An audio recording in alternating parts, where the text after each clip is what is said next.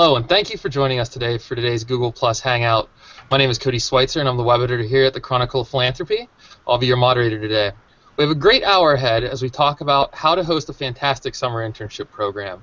Odds are you have interns who have just started or will be arriving in the next week or so.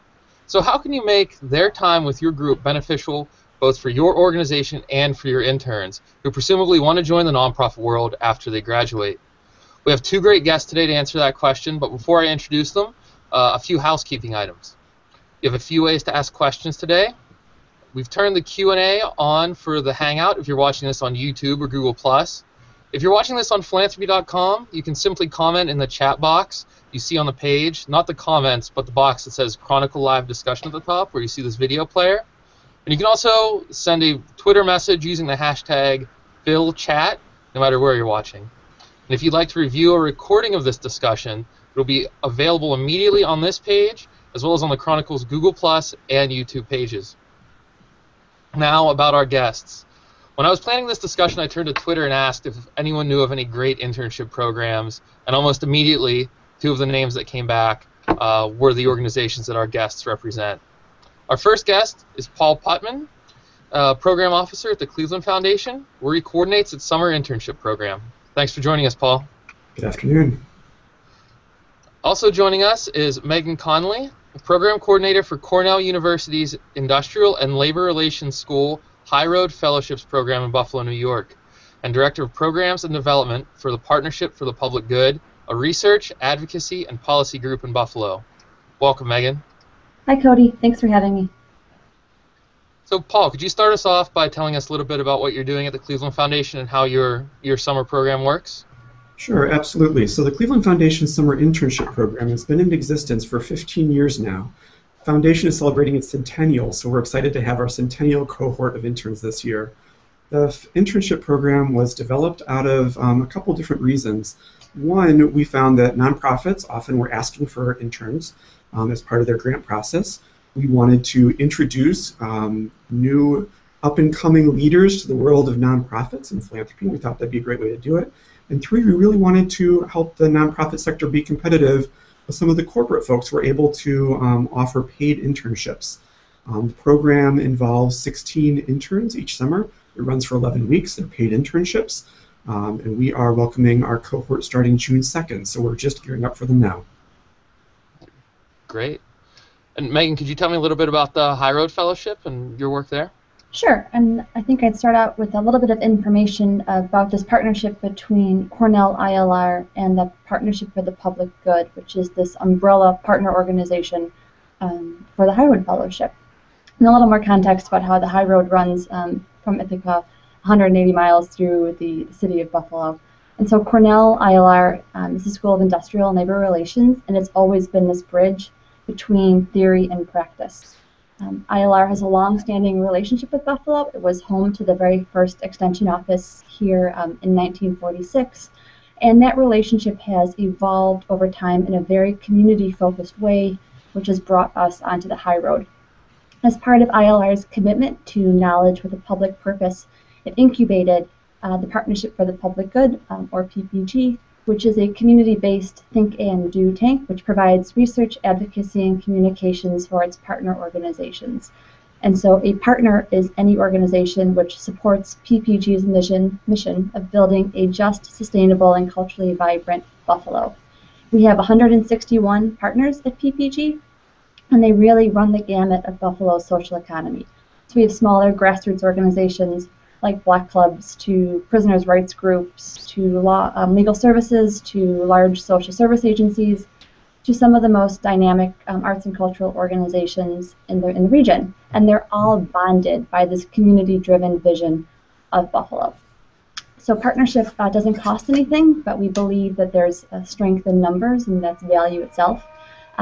We always pitch partnership with two benefits, that partners can participate in our community agenda process, which articulates our top 10 public policy priorities for the coming year, and PPG partners can apply to host a High Road Fellow. So the PPG partners are our community partners for the High Road Fellowship. And so the origins of the High Road Fellowship are tied closely with PPG. Both were founded in 2008, And our first class of high roaders arrived in Buffalo in 2009. The program was founded by the dean of the ILR school, Harry Katz, and ILR Emeritus Extension faculty and PPG co-director, Eugene Flarin. There's also been kind of the small group of progressive academics and stakeholders helping to craft the program as it's evolved, also kind of helping us navigate, Cornell's role in this post-industrial city as the city transitions from a rust to a green economy. And so the High Road is really an immersion in community and economic development for students. And the idea was to show that students didn't have to go abroad and work at an NGO in order to have a transformational experience or make a significant contribution or impact on a community. It's happening right here in Western New York. Buffalo's been going through a really dynamic revitalization, and it's due in large part to organizations that are PPG partners. So besides just doing something for the common good, students are compensated. Dean Katz graciously funds us. This is his program. Students are paid $3,000 for 8 weeks between June and July for 300 hours of service, which is roughly $10 an hour.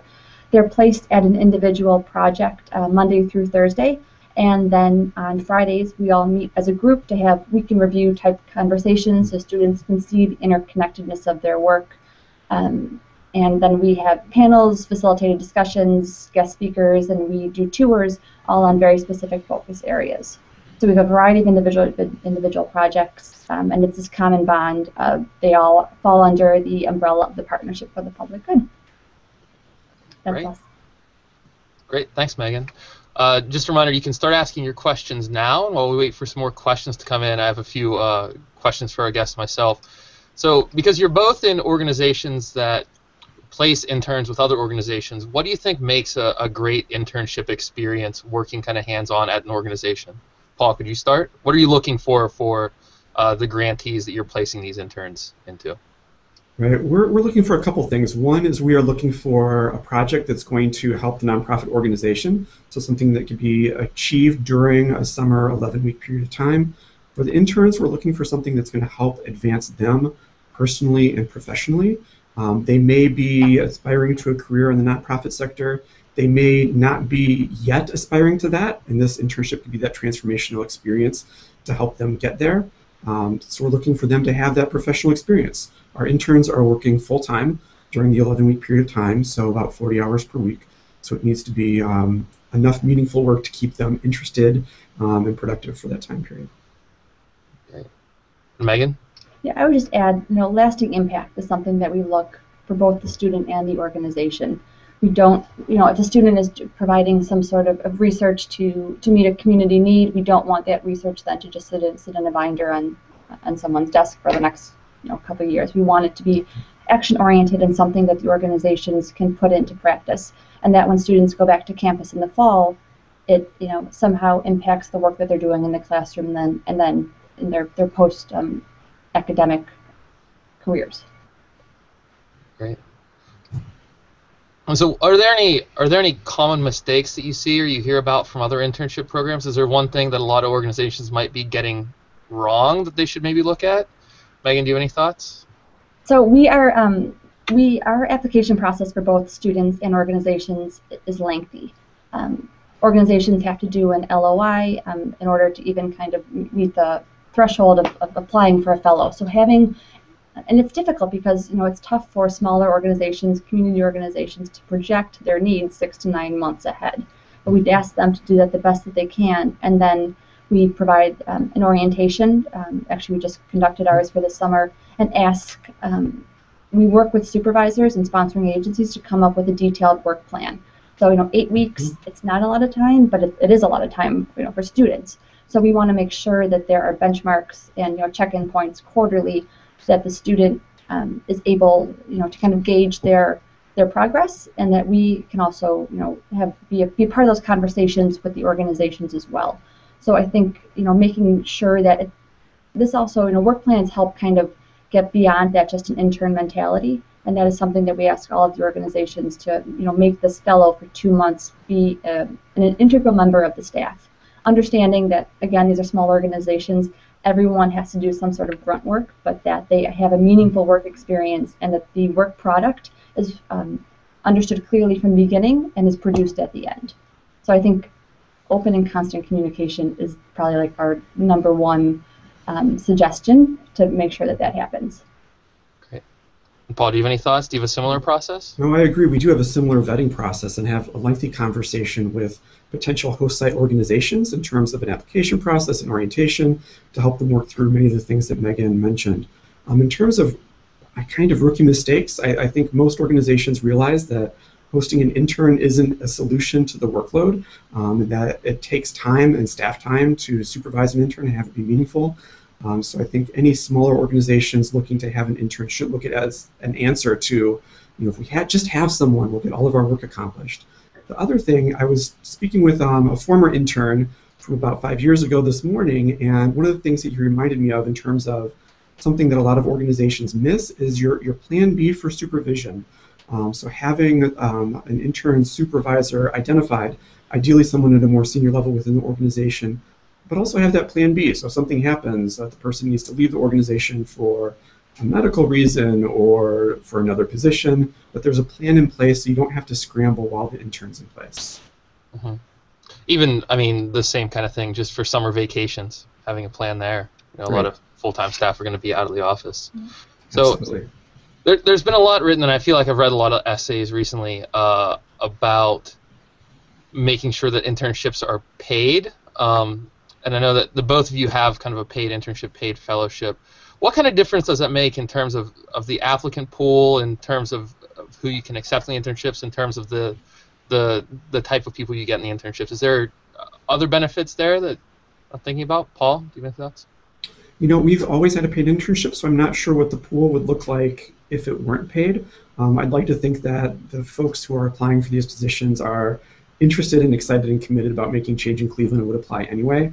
The dollars are important. It's important for a number of reasons for us. Part of it is making the internships competitive with corporate internships so that a nonprofit who might not be able to afford to provide a stipend is able to compete with a corporate internship program that is able to pay.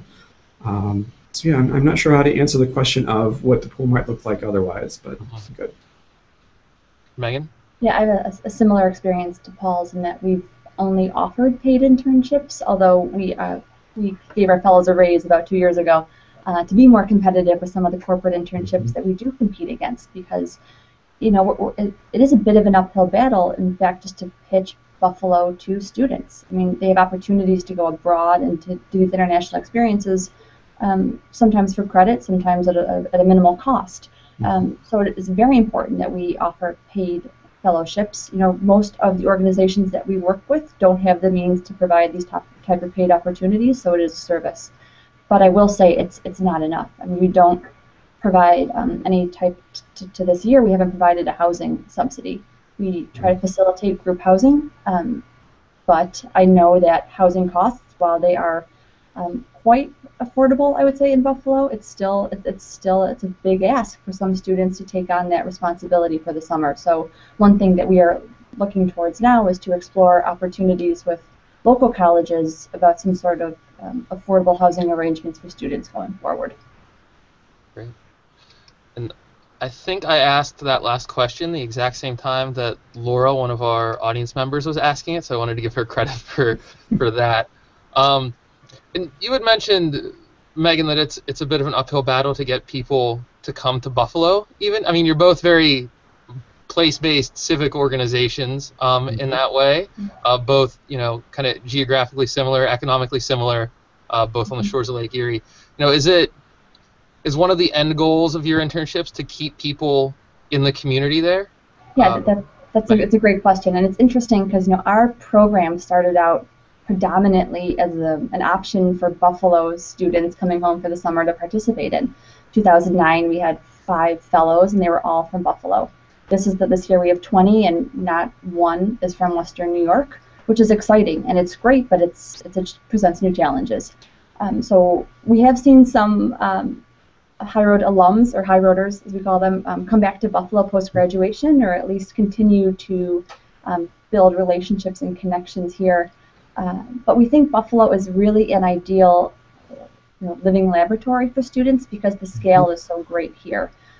They can be here for 2 months. They can make an impact. We have a very active alumni club, also with fellow former high roaders in it as well. So it's a bit, we always, the first day we always ask students, what did people say when you said you're coming to Buffalo for the summer? And it's always like, oh my gosh, Buffalo, it's just the sports challenge city or something like that.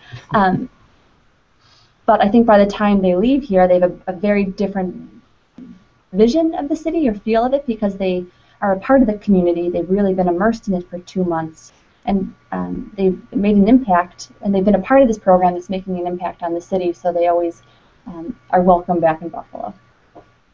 Great. And Paul? Great. Very, very similar. We're a community foundation, so we're place-based. So our applicants and our interns have to either be, they have to have a Cleveland connection. So either they're from Cleveland and attending school elsewhere, or they are attending school in the greater Cleveland area and can participate in the internship as part of that. We don't have any challenges attracting people to this. We end up having to turn away a lot of folks. People are excited to apply for the positions, which is fantastic. And one of the things we found is at the end of the summer, after traveling around through all the different professional development experiences and seeing all the different neighborhoods and being exposed to just a portion of what Cleveland has to offer, the students are always impressed with the things that they discover and they find, and a lot of them have decided to set down roots, which is great. Fantastic. And Paul, you bring up an interesting point that leads me to a question. Dealing with the application process for interns, there's a lot of pressure on students now to get an internship while they're in college, and sometimes their degree is sometimes contingent on that. How do you work through the application process and placement? One of the things that our particular program does as a benefit to nonprofits is we take on a lot of the burden of the application process. So instead of a small nonprofit having to manage all of that, we accept the resumes. So we have an online portal through our website. Students submit resumes, application materials online. From there, we have a staff committee of folks who review hundreds of applicants. From there, we narrow down the pool. We actually interview in person over 100 of the applicants because we feel that the interview is also part of the developmental process. So we have staff teams who pair up and do those interviews. From there, we narrow it down to a pool of about 75. We then go through an intensive matching process, and we end up sending 2 finalists to each nonprofit location, and then the host site will select their finalist. And Megan, what's your process like? So we're fairly similar. We are only open to students in the ILR school, so it's a much more limited pool of students that are eligible to participate. They apply directly to the program itself and then are matched with individual projects upon acceptance. So that really starts in the fall, where we go and do information sessions and go to some career fairs on campus to do recruitment. And then it's an online application as well that comes directly to our staff. And then we have a team of faculty that review the students as well to make sure that they are academically a good fit. We also do interviews with all potential high roaders, and upon admittance, then we start to begin the project selection process. We want to make sure that students are interested in the program because of the program as a whole, and not specifically for one individual project. We always do have more fellows or applicant fellows than fellowships. Same thing with partner organizations. So we have room for, like I said, 20 placements this summer. We had 26 projects 26 individual sponsors applied, and 15 of them will be receiving fellows based on interest and match. So we do have conversations with the individual project and the supervisors about individual students, and we'll facilitate interviews between the student and the supervisor, but for the most part, because through PPG, we work with these organizations on a fairly regular basis, we feel comfortable making the selections ourselves. And follow-up question from Tam in the audience is, you quickly alluded to your timeline, and Megan, you just kind of addressed this. Paul, when do you start recruiting interns? What's kind of the step-by-step process in terms of time? For the interns or for the host sites? Let's start with the interns and then do host sites. Okay, so for the interns, actually a fair amount of our pool might be from folks who applied the previous year who unfortunately were not selected and then apply again. Our process starts in such that mid-March they are finalizing their applications. The process for internal from when they submit to when they are placed is I want to say 8 weeks. I could be mistaken on that because it gets fuzzy when you're in the middle of it. It's all on our website in great detail for TAM if she wanted to check out the website. But it is an 8 to 12 week process from when a student submits to when they might hear about their placement, to my memory. So we're a bit earlier, and mainly because we're competing with I guess competing is not the right word, but we are in competition with programs on campus that have much earlier deadlines just due to whether it's travel requirements or other sorts of paperwork. So we start our recruitment process really when students get back to campus in September. So the project fellowship runs June and July. We take a breather in August, and then in September we're prepping for next summer's program. And we have deadlines in October for projects for placements to apply to host a fellow, and then it's a rolling admission for fellows, but they need to commit. They need to final deadline for application is February 15th, and they have to commit to us by April 1st. Great, and we're starting to get a few more questions, and just want to remind everyone that you can ask your question in the box on the philanthropy.com page. This is Chronicle Live Discussion. Or tweet your question using the hashtag PhilChat, and of course, if you're watching on Google Plus or YouTube, you can ask through the Q&A feature, like Tam did. Few questions. One from Adit here in our office, just posted this. Any advice for an intern who feels like he or she isn't learning enough or challenged sufficiently in a current internship? How do you start this conversation with your supervisor? This obviously doesn't apply to your internships, but an intern elsewhere, how do they start that conversation? Paul, do you have any advice? We do try to anticipate that possibility early on in the process, and I think Megan mentioned this earlier in terms of the orientation, the conversation with folks about making sure that it's a meaningful experience where students are really learning. There are a couple of pieces of support in place. So one, they have myself that they can refer to if they want kind of questions around how do I approach this conversation. We also have a team of volunteer coaches, kind of mini mentors that a student can also, an intern can ask for assistance. I think when approaching your supervisor, it's to approach the conversation from a place of being very candid, talking about kind of that appreciative inquiry, starting from strengths, saying, you're appreciating the experience, here's what you're learning from it, talking a little about possibilities in terms of how to improve it. I think if you go to your supervisor with suggestions, often the supervisor will be receptive and happy to have you help out in that advanced capacity. Megan, do you have any advice? No, I would really endorse everything that Paul just said. I think performance expectations need to be, articulated early on from both, our staff to supervisors and to fellows as well. We do try to curtail any of those issues by doing mid-program and final evaluations with both fellows and supervisors. So we are sitting down with them individually to try to gauge their satisfaction to this point and address any concerns that we see that the fellow has brought to us or the supervisor has brought to us, and then also making sure that the talents of the fellow are being utilized the best that they can, and kind of helping that supervisor or that placement project what's coming for the next 4 weeks if possible, and how we can improve the experience. And then absolutely, all the feedback from the final evaluation is taken into consideration in crafting next year's projects. Great.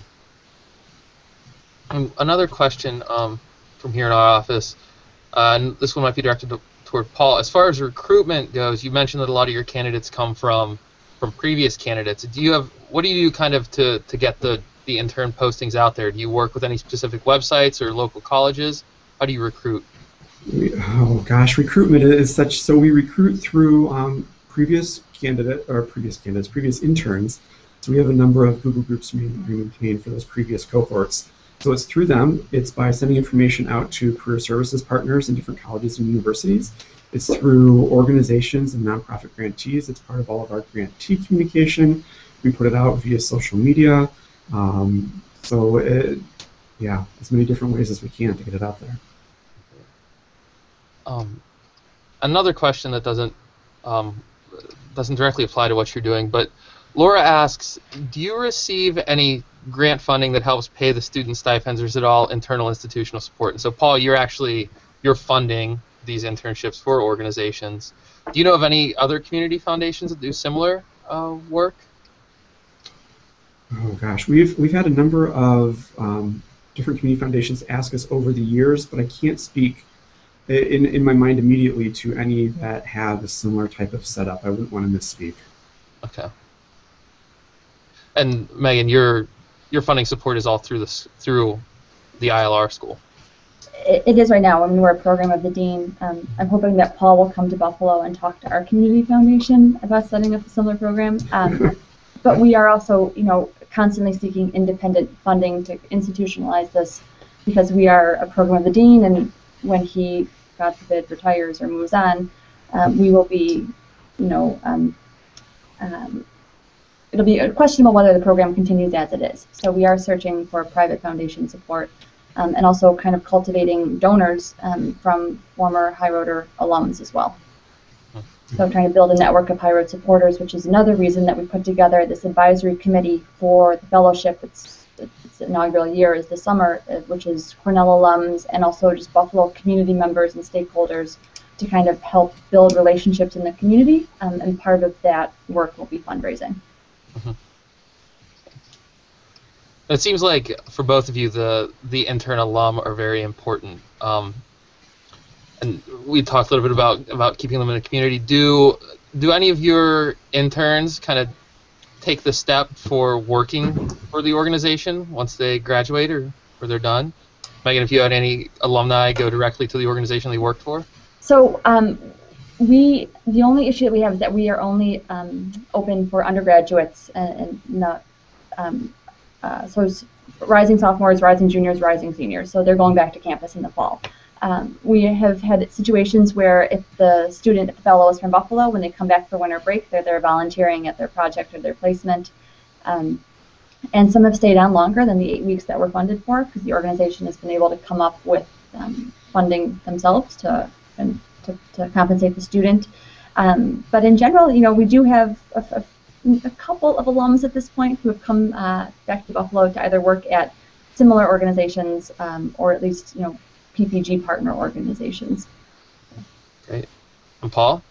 I've been at the foundation for 5 years, and every single summer, at the end of the summer, at least one organization has said, we just can't let this intern go, and they take them on as an employee full-time.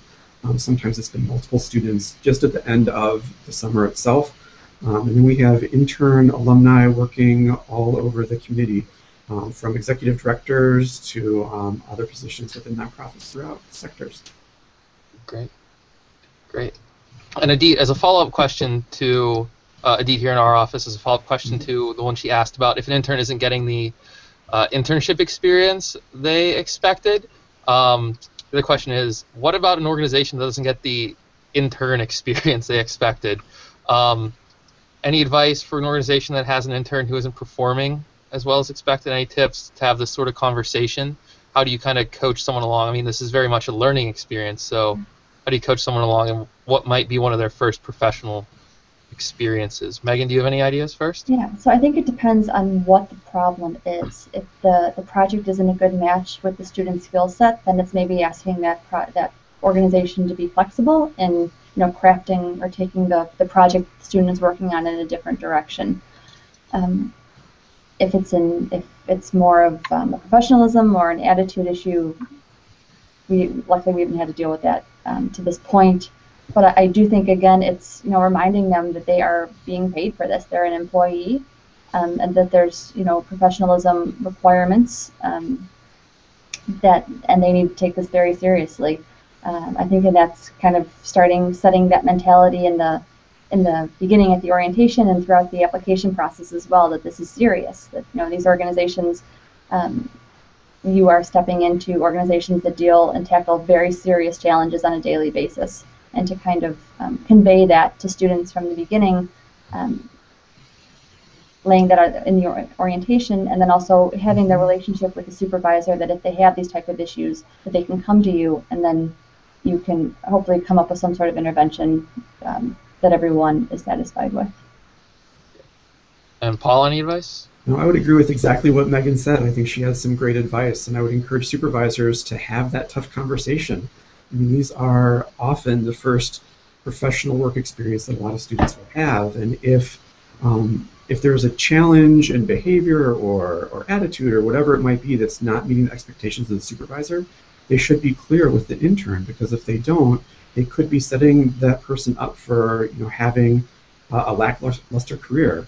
I've talked to a number of folks who have had those tough conversations themselves as former interns, and it was often a transformational moment for them, where they had that aha of, okay, I have to bring my A game, I'm going to try harder, I really am committed, and it's really made a difference in their lives. And I know that sounds like hyperbole, but it's sincere, so I would really encourage people to have that conversation. Great advice. We have a question from Chad. Chad says he's a young nonprofit professional working at a small family foundation with 2 full-time staff.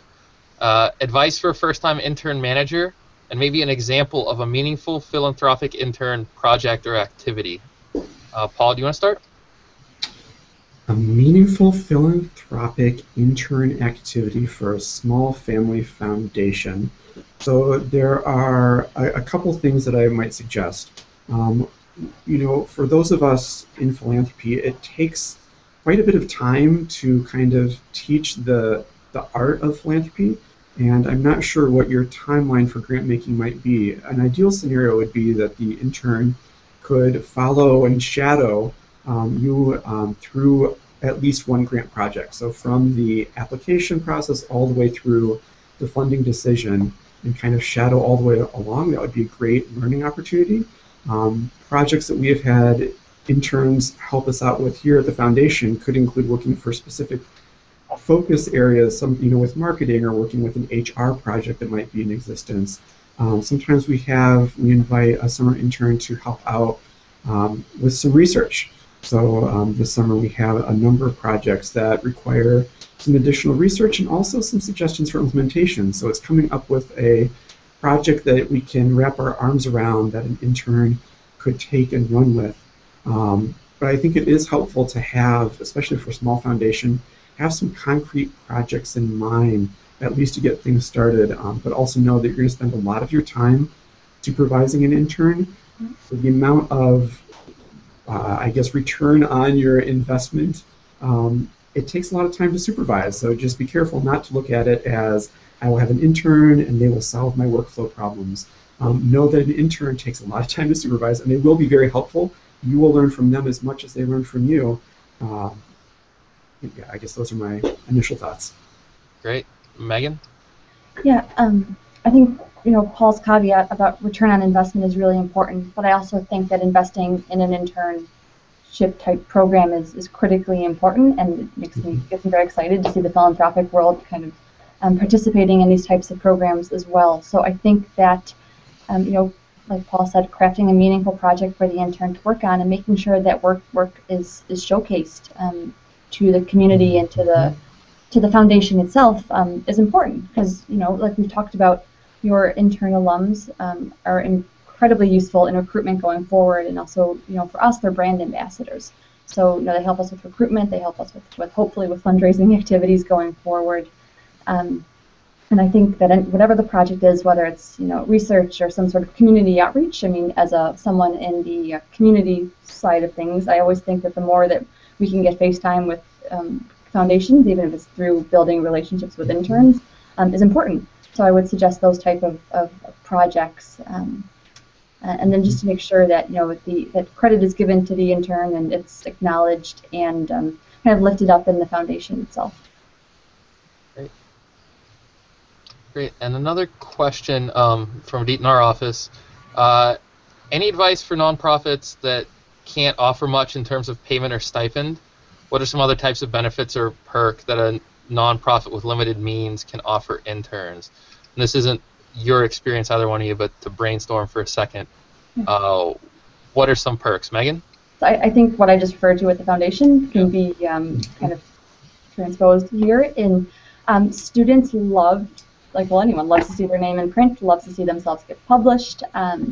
It's a win-win situation for the organization then as well. If you have a research need and you give the student the right tools and the proper supervision and they do a great job on it, then to publish it, release it, do a small press release, do a media advisory about it, put the intern's name on it. It's something that they can add. That type of writing sample is critically important for their professional development, and to have that type of experience on the resume, I think, is valuable to them. And as long as it's of high quality and it benefits the organization, it's a win-win situation for both. And Paul?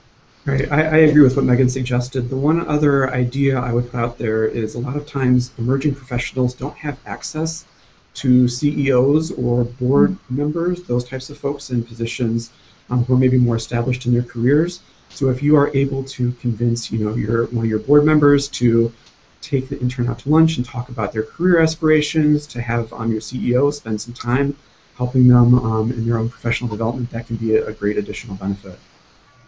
Yeah, Cody, could I piggyback on that?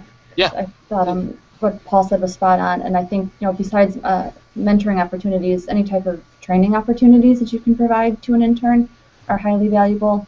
And something that we do, we don't have a very robust reflection piece of our program, but we do ask students to journal, and that will be actually becoming a blog this summer. So kind of framing skills like public writing are important, especially when trying to attract interns. So public writing pieces that we also ask our fellows to draft and write op-ed pieces for the local paper, and to have those submitted and try to get them published either as letter to the editors or as actual opinion pieces. And that's something, the access to the media, access to elected officials is something that we absolutely do pitch in our recruitment for the high road. Of course, all these things are important even if you are paying your interns to provide these type of opportunities too. Another question here from Alex, who asks, and we had touched on this a little bit earlier, do you have an assessment process for getting feedback about the intern's experience at host sites? If so, what does it look like? And are there common challenges / areas for improvement? Paul, do you want to take this first? So I'll make sure I understand the question. So we certainly have a feedback loop for interns, but the second part of the question was, I apologize. Are there any common challenges or areas for common challenges? Yeah. Got it. So we have monthly. We have weekly professional development seminars similar to Megan's program, if I heard correctly. So once a week, we're gathering, having a professional development experience, and as part of that, during the luncheon, there's kind of an around-the-room sharing. So interns will share kind of what's happening for them that week, and a lot of time problems will emerge or challenges will emerge during that process. We also have midterm and final written evaluations so that interns can talk about their experience in writing as well. And then for our final wrap-up day, we have some closing that we do as well in terms of wrapping up their experiences. Common challenges interns have seen, I think some ones that stand out for me, and I don't know if they're common or that they're just standing out for me, would be if an internship wasn't what it was sold to be. So if on paper it said, it read as though here is a challenging problem that is worthy of a college, upper class person who has some skills, and then it turned out to be kind of watered down and not necessarily as rich as they had hoped. There could be some challenges in terms of if they were told that they would be reporting directly to a vice president, and then they find out that they're actually being supervised by a new employee who's only been there for a month and doesn't really know what's going on either. So some of those logistical things are the challenges, and those are all things that nonprofits could solve in advance. So that's why, and I think Megan mentioned this earlier, is being very upfront, doing your planning, being very upfront and honest on both sides as you're having conversations moving forward would eliminate those challenges even before they arise. Megan? So we do sit down, like one-on-one interviews for a midterm evaluation to kind of hash out any concerns or dish out praise, if deservedly so. And then final evaluations are also sit-down interviews, and then we also have a written component of that. And then the university requires basically like a Survey Monkey type doc be sent out that goes directly to them, just to make sure that we're holding up our end of the bargain with the ILR school. Common challenges that we run into, it's kind of similar to Paul. There's logistics issues. Transportation is always an issue. And honestly, I mean, compensation is still a concern. Students are, whether it's cost of meals, food and lodging, those are concerns that they continue to raise.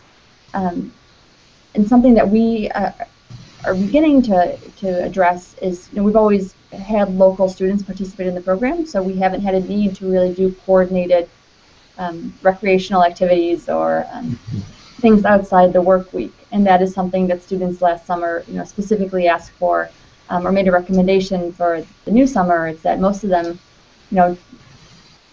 just not being from the city, we try to provide them with as much type of information about what's going on, or not getting them to the concerts or getting them to the museum exhibits. So it's kind of this balance of over programming them or letting them still enjoy their summer vacation. So some of our Fridays are too jam-packed. Like they're very they focus on topic areas. So if we do one on arts and economic development, we'll have a panel discussion in the morning with electeds and some local artists and gallery executives, and then there's some sort of lunch discussion, and then we go to some of the culturals in the afternoon. That was too much for them. So one of those culturals now, for scheduling reasons, we'll do on a Saturday as an optional trip for fellows if they want to. So it's a little more onerous on staff, but it's absolutely worth it in the long run. We have another question. This is from Jared. We touched on this earlier. We're looking for any specific strategies for creating a work plan for the intern to keep them interested and engaged while also accomplishing your internal mission. We talked about this a little bit before, but any other tips and tricks for coming up with the summer work plan to kind of decide what the intern will be doing? Paul or Megan, anyone want to go first? Sure. So I'm happy to jump on this. When we ask placements to submit a letter of intent, it's very general. Kind of, these are the campaigns, these are the issues that we're working on right now. We would love an intern to help us with this. And then the full application is it's much more detailed. It's who will be supervising the student, what will the student work product look like, so more detailed. And then once we go through that process, we actually do a work plan. We sit down with the supervisors at the placements and draft one. And I'm happy, I've got the document right here, like I'm happy to share it with people if they want to see it, but it's, setting goals, kind of listing out the activities that need to be, conducted or accomplished to meet that goal, what skills are needed to accomplish this goal, and then a timeline. We try to do it bi-weekly, so to set bi-weekly goals, and then it also depends on the culture of the organization. What is their current supervisory style? Are they doing weekly meetings with weekly staff meetings and kind of morning check-ins? And that's what my organization does, so that's what we kind of fold our interns into. And so making sure that we have as staff, we have a very clear idea of what the end goal of the project is and a timeline of intermediary benchmarks, I guess, for the student to reach. That said, we also think it's very important that students contribute to their work plan as well. So leading up to their arrival in Buffalo, they do spend some time, somehow in communication with their supervisor, going over the work plan to understand the skills that are needed, and just kind of vetting it to make sure that they think it's accomplishable, it's actionable, and then it's just a matter of kind of staying on top of both the student and the supervisor throughout the summer. Great. And Laura asked she'd love to see an example of the work plan, so if you send a digital copy of that, we can post it on the page. Oh, for sure. Paul, any form or tool that you have to create that work plan? No, I have nothing to add. I think Megan did a great answer to that. I'll be looking forward to seeing her template as well. There's another question. This one from Margie. As a manager, I've been leery of internships for fear that interns might require too much oversight. You need guidance on how to strike a balance between making sure that you provide interns with enough guidance, but also encourage them to work independently. For example, is it best to start them off with a short-term project to test the waters? Paul, any ideas? I like the idea of starting off with a smaller project to test the waters a little bit, but I think it's if you communicate your expectations early on and even through your position description, through the interview process, you're able to kind of weed out a lot of potential applicants who might not be fitting your needs. I'll defer to Megan for some of this, but I really do feel like it's definitely worth taking the plunge into it. It's been a rewarding experience as someone who has supervised interns and also worked with this program. I would encourage you to take the dive in, knowing that it does take a fair amount of time, but it's almost universally been successful in terms of being beneficial to both the organization as the supervisor as well as the intern themselves. So I would say dive on in, but Megan may have more detailed suggestions. So I would second or endorse the dive on in. A couple of just thoughts and one caveat. It's I think one thing that you have to kind of think about is what you want out of the intern. I've had really kind of different experiences with some like the service learning programs that we have locally. So if we get a student for 10 hours for a semester, they might be able to come in and make some phone calls or maybe do some more type administrative tasks, but we're not going to get a project out of them. So I think it's important that you have if you are making a commitment to an internship type program or an internship type position, that you find an individual who also who reciprocates that commitment. I've never kind of done an entry type project with an intern, kind of a smaller version, and I'd be interested to know how that works out. I think when we get back to this kind of breakdown or get past that just an intern mentality, we do a full orientation with the interns and they're treated just like staff members. They participate in all staff meetings. They have a direct supervisor. They are tasked with some of the grunt work, as we all are. Our motto is we would never ask an intern to do something we wouldn't do or haven't done ourselves. They are a lot of work, but I also would think, I guess I don't want to contradict myself here, but I think what Paul said about having a very strong project description or job description is great.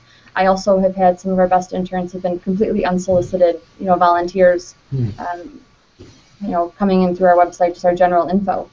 So I think finding people who want to be there, who are have great energy, are hardworking and nice, those are really our main requirements for an intern. Great. Those should be requirements for just about everyone, being hardworking. Right. Another question from Tam. Do you have any post-internship requirements for students to reflect or share their experience? Anything once? I mean, we've talked about the evaluation, but is there any kind of wrap-up thing that you want them to write, Paul? Right. So we ask each of our summer interns to do a reflection piece that's posted as a blog post on our website, and I think Megan mentioned that they do something similar. And then we invite them to kind of an alumni, we have a Google group and also a Facebook page. We use that to communicate so they can share updates. We ask them to keep in touch with us. We don't have a formal requirement through that, but we post any position notices, updates about the foundation, and once they develop as a cohort, they're interested in keeping up with each other, so we kind of keep in touch in that manner. That's great. Yeah, very similar to Paul and his program. The only kind of additional thing that we do, it's that in the fall we kind of do this general get-together among all of the different service learning and internship programs at Cornell, so students can kind of share their experiences, see where they had similarities between working at a hospital in India and working at an arts and cultural organization in Buffalo, and then also see differences. So it's another recruiting tool for us, and it's it's a great opportunity for us to continue to learn from other programs on campus. And then, like Paul said, we just, our goal is to continue to build this high road or network and alum crew. So we try to, we're dabbling in the social media, and just continuing to track high roaders to see what sectors that they end up going into, where are they kind of beginning to set down roots, or where their career trajectories head post high road. Great. We have another practical question for Margie. Do you recommend that a nonprofit assign one person to manage all interns and be the point person, or do you think it's better to share the wealth and have interns report to a variety of managers? Megan, any thoughts? So I think it depends on how many interns you have, for sure. We only, at PPG, we actually host 2 High Road Fellows ourselves, and we have 2 individual supervisors for each of those fellows, although we have a full-time staff of 3. So we're not huge. But for us, we have that luxury of providing that type of direct supervision, and it also complements the projects that the students are working on with the staff members' expertise. I think that it just depends, it's a numbers game. I kind of have this role of being like the direct support person to 20 fellows, but then they have their individual project supervisor. I think it works really well personally because, I'm a bit of a sounding board, in all honesty, for a lot of the students if they have concerns, or for other supervisors. In an individual organization, I think it just really depends on your staff members, expertise and skills. If you have a volunteer manager and it's their job and that they are very good at coordinating activities of people who are coming in for a set amount of time, that's a great person to maybe kind of do all the administrative, and then maybe there's another staff person offering expertise on a subject area that the intern will be working in. So I think it's a team effort really with interns. I think it's great to have, if you have the luxury of having kind of one person do the coordination and one person providing the substantive expertise, go that route. But I also think it's important that there's, for the most part, there's not that many voices, I guess, coming at an intern, that they know who to go to if they have a question.